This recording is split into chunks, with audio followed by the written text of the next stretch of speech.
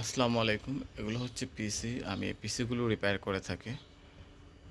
OPS. তো এটা হচ্ছে নো পাওয়ার প্রবলেম। তো এই নো পাওয়ার প্রবলেম আমি কাজ করব। আসলে এটা মূলত হার্ডওয়্যার সফটওয়্যার মিলেই সমস্যা থাকতে পারে। তো সেক্ষেত্রে এটা যেহেতু একেবারে ডেড নো পাওয়ার, তো এখানে পিসিবি বোর্ডের সমস্যা হতে পারে।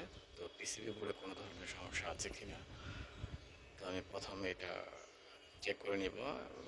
শর্ট হয়ে আছে কিনা বা কোনো ধরনের সাপ্লাই মিসিং আছে কিনা এটা আমি চেক করে নিব। তো আমি এই ধরনের সকল প্রকার পিসি মাদারবোর্ড রিপেয়ার করে থাকি।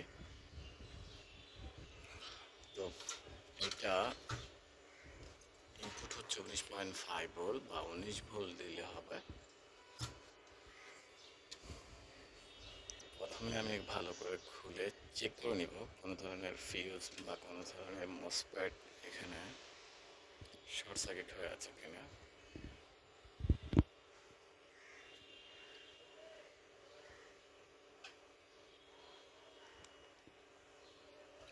এখানে পড়া কোনো ধরনের কোনো শর্ট সার্কিট নাই।